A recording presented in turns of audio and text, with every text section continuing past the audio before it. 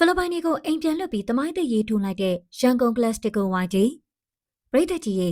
ဒီနေ့မှာတော့မြန်မာ e-sport လောကအထူးသဖြင့်မြန်မာ Mobile Legends တမိုင်းအတွက်ပထမဆုံးနဲ့ဂုဏ်ယူစရာအကောင်းဆုံးသတင်းတစ်ပုဒ်ကိုတင်ဆက်ပေးသွားမှာပါ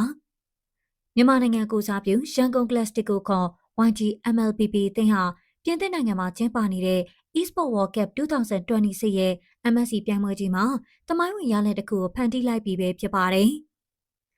M2 World Championship ပြီးနောက်ပိုင်းမြန်မာ MLPP လောကအတွက်အမြင့်ဆုံးရလဒ်မှတ်တမ်းတစ်ခုကိုဝိုင်းကြီးတို့ဘယ်လိုမျိုးအစွမ်းပြသွားခဲ့လဲဆိုတာခုပဲကြည့်အောင်ပါ။ဆီမီဖိုင်နယ်ပွဲစဉ်မှာတော့ဝိုင်းကြီးတင်းဟာအင်အားကြီးဖိလစ်ပိုင်နိုင်ငံကိုစားပြု Team Falcon PH အသင်းနဲ့အကျိတ်နဲ့ရှင်ပြိုင်ကစားခဲ့ရတာပါ။ပွဲစဉ်တစ်လျှောက်လုံးရှင်ကုန်စိတ်လို့ရှားစရာတွေနဲ့ဖြစ်ခဲ့ပြီးနောက်ဆုံးမှာတော့သုံးပွဲနှစ်ပွဲဆိုရင်ရလဒ်နဲ့ထိုက်တန်တဲ့အနိုင်ရရှိခဲ့ပါတယ်။ဒီနိုင်ပွဲဟာတာမန်နိုင်ပွဲတစ်ခုမဟုတ်ပါဘူး။ခေတ်ဆက်ဆက်မြန်မာအသင်းတွေကိုအမြင့်ဒုက္ခပေးလိရှိတဲ့ဖိလစ်ပိုင်ကစားသမားဖလက်ကိုဝိုင်းကြီးကအကောင်းဆုံးထိန်းချုပ်ပြီးနိုင်ယူပြသွားခဲ့ပါတယ်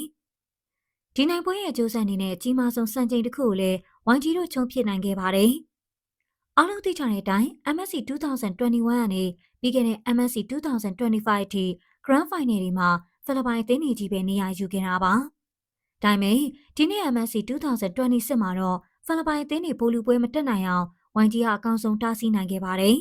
။ဒါမြန်မာအသင်းတစ်သင်းအနေနဲ့ပထမဆုံးတိမ် MSC Grand Final ကိုတက်ရောက်နိုင်ခဲ့တဲ့သမိုင်းဝင်အောင်ပွဲတစ်ခုပဲဖြစ်ပါတယ်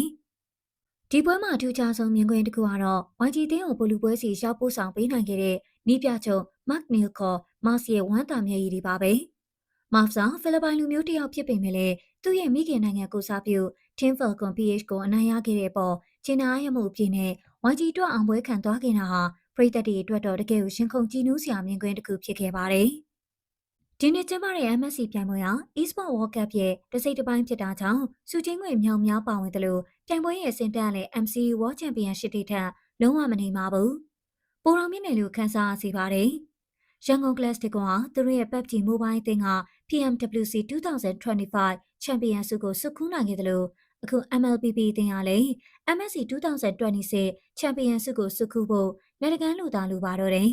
။မနေ့ပြန်ညနေ6နာရီခွဲမှာကျင်းပမယ် MSC 2026 Grand Final ပွဲစဉ်ကြီးမှာတော့ YG ဟာ Team Spirit နဲ့ ONIC တို့ကနိုင်တဲ့အသင်းနဲ့ဗိုလ်လူပွဲရှင်ပြိုင်သွားမှာပါ။မြန်မာနိုင်ငံကိုစားပြု YG အသင်းနိုင်ငံတကာဆင်မြင့်ထက်မှာဘိုးဆွဲသွားနိုင်မလားဆိုတာကျမတို့အားလုံးတူတူဝင်းရအားပေးလိုက်ကြရအောင်ပါ။ပရိသတ်ကြီးတို့ရော